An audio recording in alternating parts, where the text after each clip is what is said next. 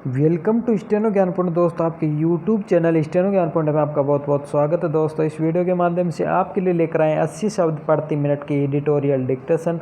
दोस्तों, डिक्टेशन की पीडीएफ अगर आप प्राप्त करना चाहते हैं तो वीडियो के डिस्क्रिप्शन में दिए गए लिंक को फॉलो करके आप वहां से प्राप्त कर सकते हैं। और दोस्तों, आपको अगर डिक्टेशन अच्छी लगे तो वीडियो के लाइक बटन को जरूर प्रेस करो। और अगर आप हमारे चैनल पर फर्स्ट बार विजिट कर रहे हैं तो हमारे चैनल को सब्सक्राइब और शेयर करना ना भूलें। साथ ही बेल आइकन को प्रेस कर लें ताकि आने वाले ऐसे ही महत्वपूर्ण डिक्टेशन से संबंधित वीडियोज़ की नोटिफिकेशन आपको सबसे पहले प्राप्त हो सके। तो चलो दोस्तों, डिक्टेशन स्टार्ट करते हैं। अपनी डिक्टेशन स्टार्ट होगी जस्ट 5 सेकंड बाद।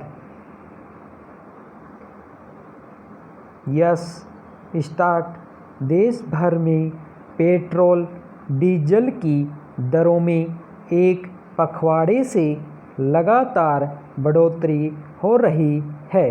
यह कहा जाए कि दोनों में आग लग गई है तो कोई अतिशयोक्ति नहीं है।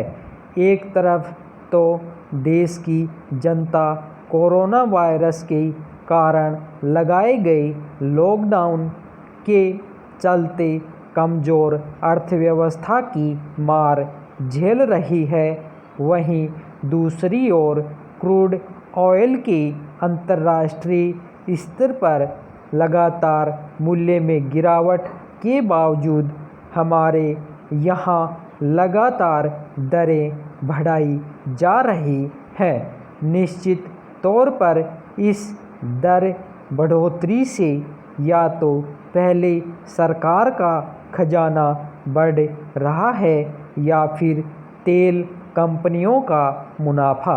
विराम पैरा।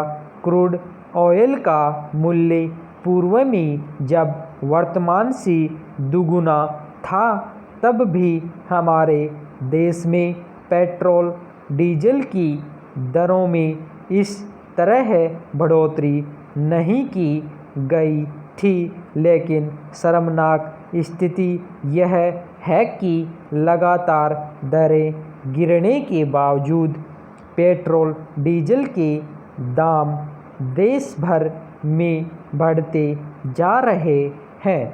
सरकार की ओर से इस बारे में कुछ भी नहीं वक्तव्य दिया जा रहा है। मीडिया मौन बैठा है।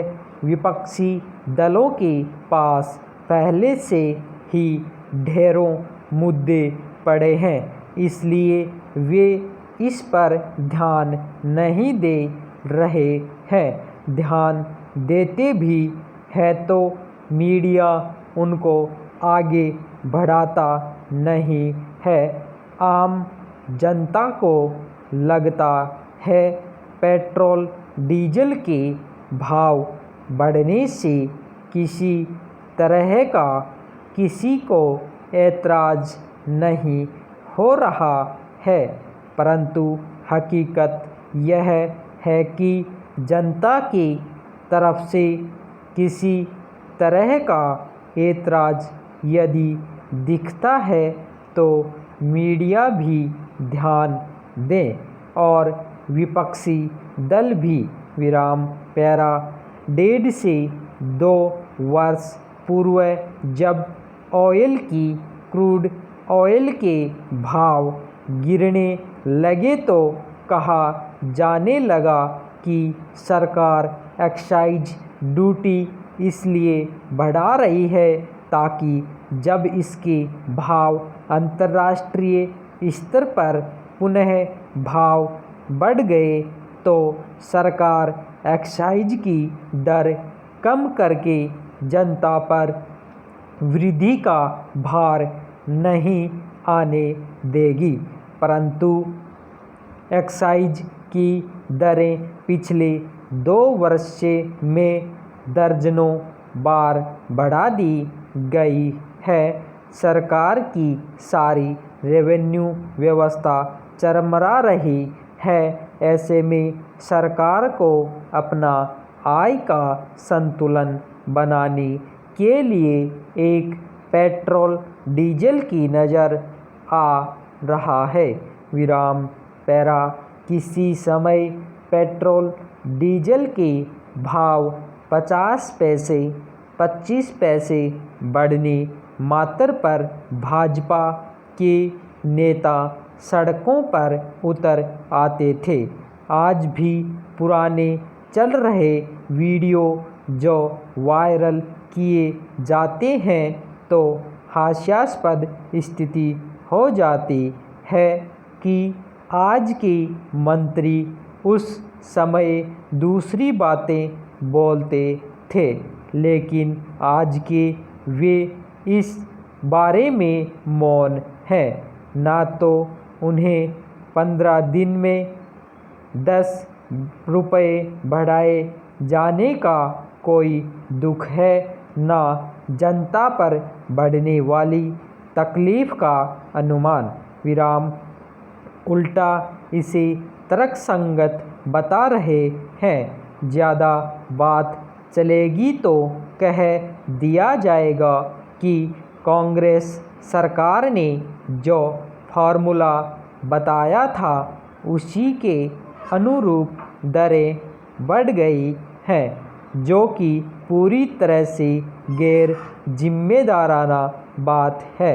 विराम पैरा पिछले 3 वर्ष में देश की अर्थव्यवस्था चरमरा रखी है। पहले नोटबंदी, फिर जीएसटी और अब कोरोना वायरस का संक्रमण ने सब कुछ चौपट कर दिया है।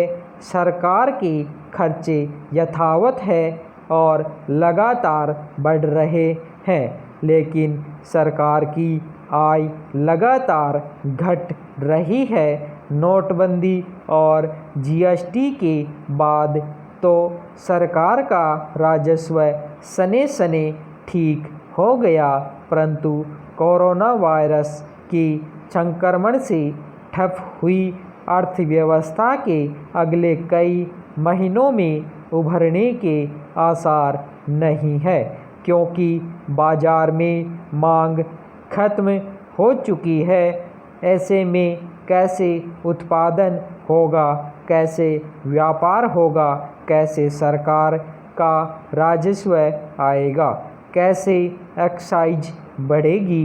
इन सब बातों का कोई जवाब नहीं मिल पा रहा है।